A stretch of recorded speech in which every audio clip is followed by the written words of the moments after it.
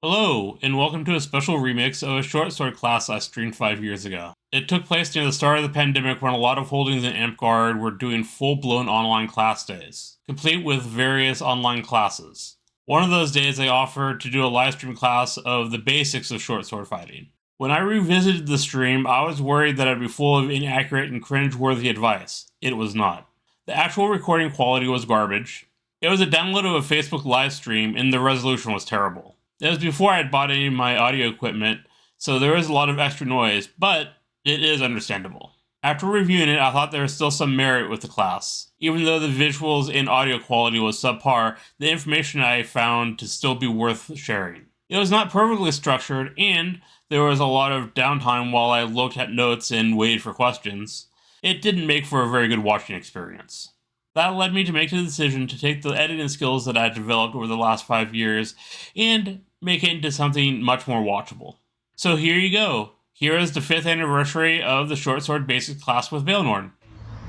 I find that Short Sword is the fundamental fighting style of all Amtgard. The techniques you learn with Short Sword translate to almost all other fighting styles in one way or another. So we're just going to go over the basics of fighting, which all translate to being able to use the short sword. So it's going to be a lot of things that translate to other styles. So the first thing you want to do is get a stance. So I stand, so your body angle is about 45 degrees off kilter. Your back and your hips and your shoulders are aligned. Bend your knees. Bending your knees allows you to change your angles. So you want to be able to be spry. Then your sword comes down here. I like to hold it lower because you don't really need to hold it up here. It opens you up here. Hold it here. So if I'm facing you, it would look like this. Bend your knees like that. Okay. And then I want to show you my grip. If you hold it like this, you're liable to hurt your thumb because they can push back and stuff like that. So I do a modified saber grip. So you wrap the thumb around like this. So this is against the sword. This is how you grip it. This is how you change your angles. So that is the basic stance, basic grip. So you get in your basic stance and you move in triangles. So like this. So you never want to go really just walk forward. That will open you up to being attacked. Your foot isn't as stable, and you're just off balance when you step. When you step, you want to drag your back foot with you. That allows you to keep your balance more, and so your foot weight distribution doesn't go too much on your front foot only, so at least some on your back foot, so you're better balanced. And so when you move, you want to move to the side or to the side, and basically you go around the person. A basic footwork lead-in is kind of like flushing the toilet, so you don't go around the person and stay at the same distance. You step in slightly, and you slightly close in, going to the right. That's usually my basic pattern when I start. I guess I should say that you keep your feet aligned with your shoulders so you don't, I didn't mention this, you don't go too far out. It's really important to do your footwork because everything from the footwork up lends to your shots, your angles, and if you don't have proper footwork, you're going to plateau and you're not going to progress your fighting. You're just going to be mediocre at best. I hit that plateau about 2 years in, realized I wasn't doing my footwork, and I had to completely relearn how to fight. And then I was able to get better than where I plateaued at because I worked on my footwork. And you can actually do some drills at home. You don't need to have a lot of room. You can just walk down, get into your stance, and just walk down your hallway or around your room, circle around, and just practice staying in your stance and moving your feet, and it'll eventually become muscle memory. So before we get into offense and defense, I want to talk about range. I want to talk about the green zone, the orange zone, and the red zone. Sadly, I don't have a person here to help demonstrate that, so I'm going to You want to use a tree. So the green zone is any zone where you can't be attacked. Any area where you can't be attacked within like a foot. Like this would be the green zone because I can't take a step and hit, or he can't take a step and hit me. So the green zone will change based on the player that you're fighting, their length, how tall they are, the weapon, stuff like that. The orange zone or the yellow zone is more like when you get in close, you can like clip arms and stuff like that. You can't really hit the body, but you can sort of fight. And you can defend stuff like that. The red zone is when you actually get closer and you can actually hit the body, and you're pretty deep into the fight. So when you're planning your strategy for fighting, you want to stay kind of in the green zone, kind of have a game plan, move in, test the waters in the yellow zone, and then execute your plan by going into the red zone, usually, unless you're just sniping arms. And then you can kind of stay in the yellow zone. A lot of people in the Northwest I've noticed tend to stay in the yellow zone, and people get uncomfortable when you move into the red zone. But I recommend you practicing moving into the red zone and fighting in the red zone, so you can get more comfortable and you won't get like freaked out when someone moves in to attack you, or especially when you're sword and boarding, you can actually get right up there, hook shields, stuff like that. So getting used to the red zone, pretty important. So defense. It's very important to just get in your guard. And you want to block so your sword is perpendicular. You don't want to swipe out this way or swipe out that way, because your sword will wobble and you won't have as much recovery, and your options of counterattacking are limited. But as soon as you block out here, you want to practice immediately returning to your guard. Very important. And so one thing you could do at home with your sword, you could just practice staying in your stance, pretending to block, move back, block, move back.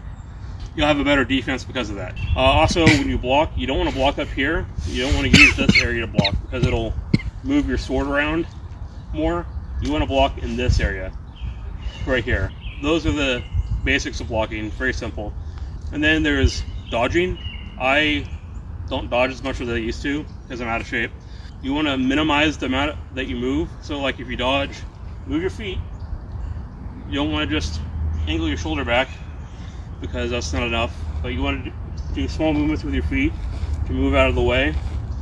You don't want to try to do big movements to move out of the way unless you just need to get out of the situation altogether.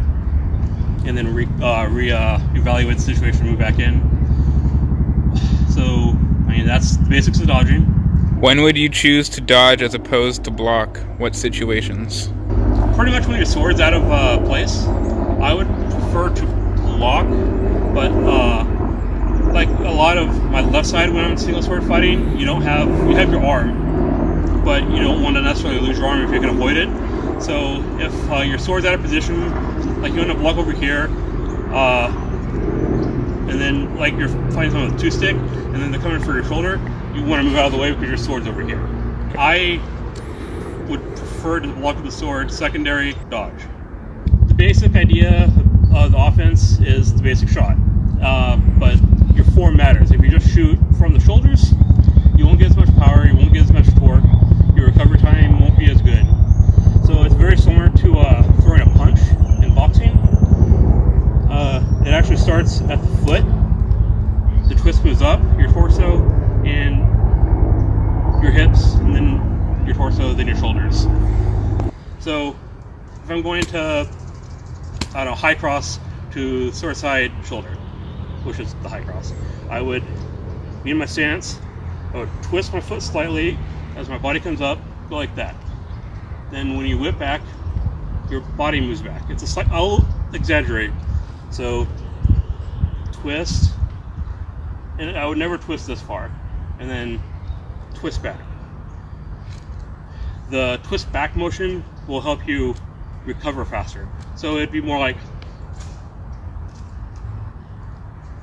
that if it was faster. It'd be easier to demonstrate if I had someone to hit. I apologize for that, but quarantine and all that. So that's the basics of offensive, is being able to throw that shot. And you can just practice that at home. You don't even need a weapon. You can practice boxing and just get into your stance, practice throwing the arm, and that'll get your body used to twisting. Okay, another thing about throwing a shot. It's important not to use your wrist. You want to use your forearm for twisting. You can go like this, but when you come in for a shot, you want to twist. You don't want to, I don't even know how to use my wrist anymore. But you don't want to flick it around and do this kind of thing with your wrist, because you can hurt your wrist. The shots aren't as powerful. It's basic body mechanics by using this. You should always throw a shot, or you should try to throw a shot in such a way that you can defend the return shot. So I do use my arm in that way. So let's say I'm doing the basic short side hip. I wouldn't just come down here like this, because that leaves this open for counterattack. I would come in more like this, so the counterattack gets here, if that makes any sense. So you think about how you can throw a shot and be able to recover from the inevitable counterattack. So you do use arms defensively when you're throwing a shot. Well, that was actually the basic material that I was going to go over. Mastering these simple basics and getting, especially your stance and your basic guard down, that will be the key to building up your fighting style. I guess I could talk about lunging. Lunging is pretty simple. Step here, lunge like that. By moving your back foot up first, you give yourself more time to lunge. And as you notice, you drag the foot behind you. So you don't jump in Amtgard, because jumping is generally a bad idea. But the lunge is almost like a jump, because you're pulling yourself forward. That's the closest I'd come to having a jump in Amtgard. My go-to shot is a sword side hip when I'm fighting single sword, which I do too often, honestly, but it works. Something that I've been doing, I learned it from a guy named Freddie a long time ago. He was a fencer. Quentin calls it Leviosa. But basically, you get into your stance, and you might fight a little bit, but the sword comes up over here, so they think you're going high, and you come down like a J movement and hit their hip. It's not out here like this, like a lot of people do. Fake up, so their sword moves up, exposes their hip, hopefully, and you'll step in, come in, down, up. I wish I had another person to show, because I do a little bit different angles on the body, but I try to put it a little deeper so their arm block is not necessarily, or their hand block isn't going to necessarily hit their hip. I guess that would be the shot that I do the most. When throwing shots, do you use your arm actively for defense or rely on movement? Generally speaking, for me, in my style of short sword, I don't keep my hand up here. I keep my hand here. I do hand block, but if I keep my arm here, it protects this whole entire area there. But I will try to move out of the way. And I still will bring my hand up, but I leave it off to my side and kind of out of combat, so I have to actively move it into combat. Also, don't recommend blocking with your hand if you can avoid it. I mean, the back of your hand maybe, but not your fingers. I try to use this area when I block a shot, but it's not always possible, because you can hurt yourself if you hand block and your fingers get hit, they can get bent, and I've had some pretty bad hand block incidents back in the day. Weapons are a little bit safer than they used to be though. So you probably shouldn't open with the high cross, so that would be an overzealous move. You also need to conserve your energy, so you don't want to throw wide shots. So a lot of new people will do that. It's better to throw inside or shots like that. So one, it's more precise. Two, harder to block because it's more direct. And three, you save a lot of energy. So it's the principle of conservation. Don't flail around effectively. Practice staying in kind of like a box rather than going outside the box. Can you go over stabs? So stabs. There's a couple different ways to do it. The simple one is just stab, obviously. I like to, when possible, stab this way, so my hand is up. It's not always possible, but this stops the attack from coming in and hitting your arm as much, because your sword is stopping it. It also gives you, if they hit down, you have a better grip. Like some people, like my squire Indra, he went through a phase where he's trying to hit people's swords out of their hands. So if I stab like this, it'll be harder to hit. If it's like this, it'll slip out. That's one thing I like to try to do when doing stabs, but really stabs are when it's most opportune, you don't always get a chance to stab like this. I like to stab like shoulder, like on Shieldman. One thing I like to do is when I'm fighting sword and board is come in and stab like this, so it hits here. So changing the angles of your stab to go through someone, through their defense. And that's the basics of stabbing. Sorry I didn't think about doing different shots for this video. I expected this to go take a little bit longer to do the basics. I was wrong. It's because you're by yourself. And it's probably because I'm by myself. Alright, so energy conservation is important when you're a beginner. Yeah. So what are, I guess, the 5 easiest ways to conserve energy? 1, keep your arm tucked in. Don't bring it out, go like this. So it kind of regulates you to your box. If you're holding your arm out like this, I mean, you're going to get hit in the arm, first of all. And it will tend to make you feel like you can do this more because you're more open. You want to keep it kind of closed in and tight. That's one way to do that. Another is your footwork. If you keep it solid, small movements, or the bearing your step, and you don't go around and move like this because you're moving your feet a lot extra. Doing the flailing with your feet will cause you to have more injury loss. So learning to use your feet in a more precise manner will conserve your energy. And those are the 2 basics. There's really not 5. Sorry. Thanks for coming to my live stream, and we'll end a few minutes early. If people have any other questions, I can answer them in the comment section. Thanks for allowing me to do this. This is my first time teaching a class in a very long time. First time live streaming it.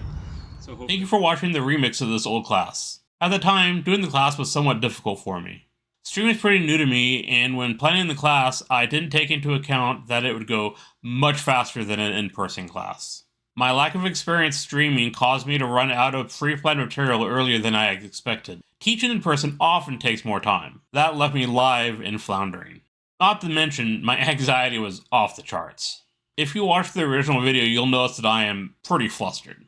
If I were to redo this class, I would definitely do things a little differently. While the information would mostly be the same, I would remove a few things and say a few things differently, and I'd add in some additional points.